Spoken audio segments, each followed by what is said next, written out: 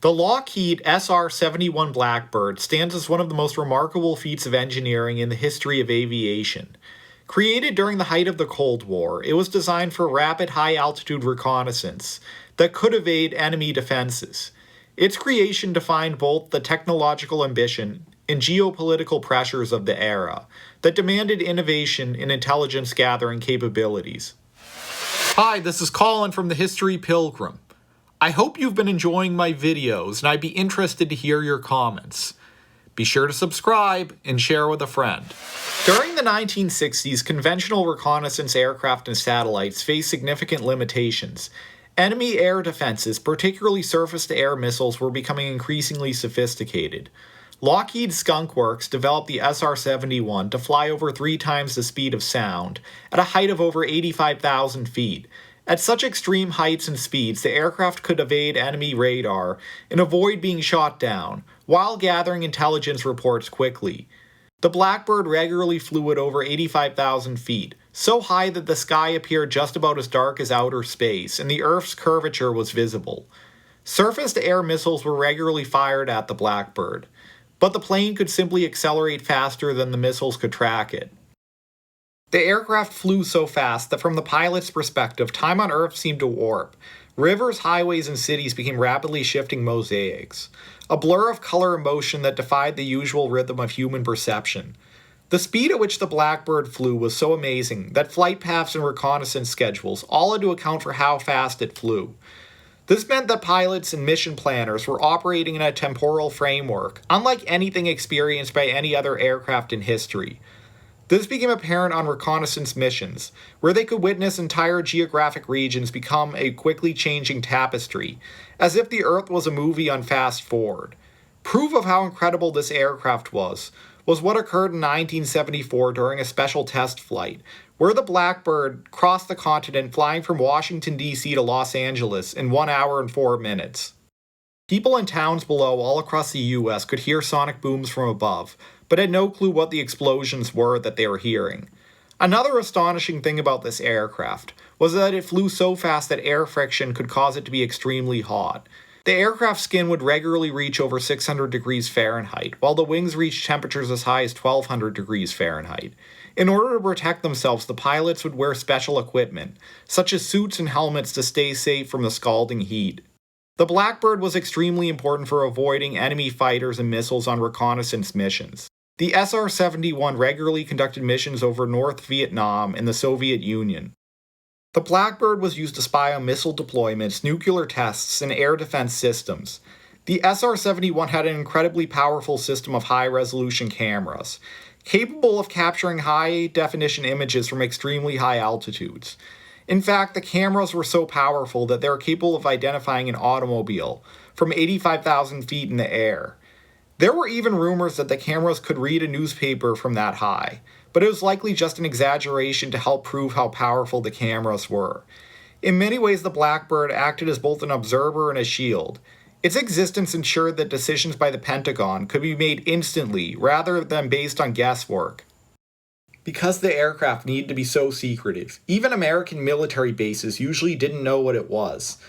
There are stories of other aircraft crews reporting it as a UFO, due to the fact it flew so extremely fast and high.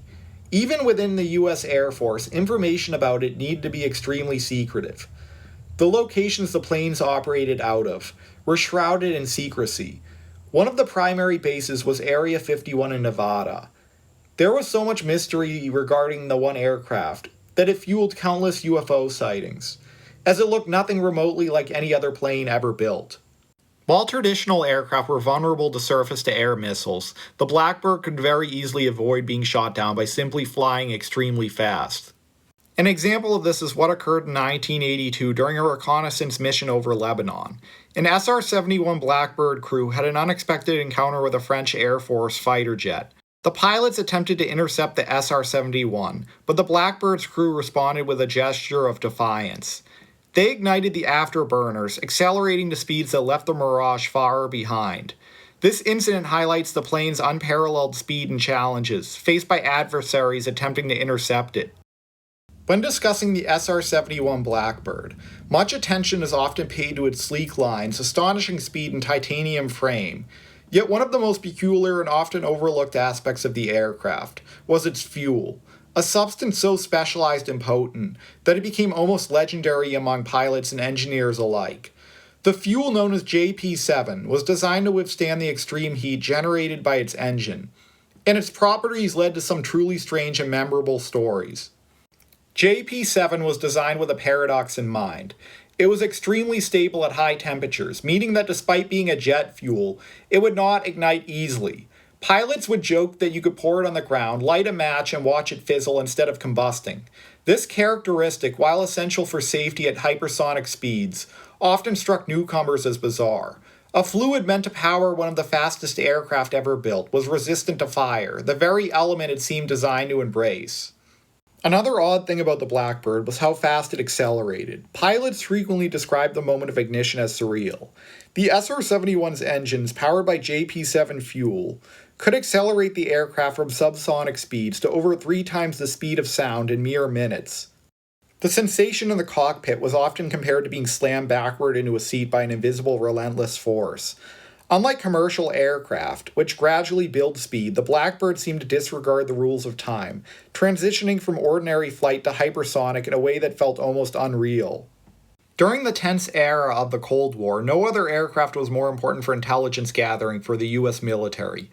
Despite the Blackbird's remarkable record, it was retired in the late 1990s. The shutting down of the program was caused by shifting priorities with the fall of the Soviet Union and the extremely high upkeep the program required. The Blackbird guzzled so much fuel that one plane required fleets of tankers on the ground. By the 1990s, satellites orbiting the Earth proved far cheaper.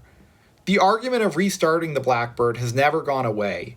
Many argue that the Blackbird's ability to enter hostile airspace over a nation such as North Korea is far more efficient than a satellite orbiting the Earth. Today, the Blackbird rests in museums as a piece of aviation history. Visitors to the Smithsonian Air and Space Museum hangar at Dulles International Airport in Virginia can see a once active Blackbird aircraft, which was first in service in the 1960s. In conclusion, the Blackbird represents one of the most remarkable achievements in the history of aviation, as it pushed boundaries of both speed and height. It ultimately represents the peak of human ingenuity in the pursuit of military dominance during the Cold War. I hope you enjoyed this video. There's always more to uncover, and history has countless stories waiting to be rediscovered. As we reflect on how much we've learned and shared, it's exciting to imagine the journey still ahead. So whether it's a bizarre story, a technological marvel, or a lesson from centuries past, we'll continue exploring, questioning, and celebrating the fascinating tapestry of history, one story at a time. Sincerely, the History Pilgrim.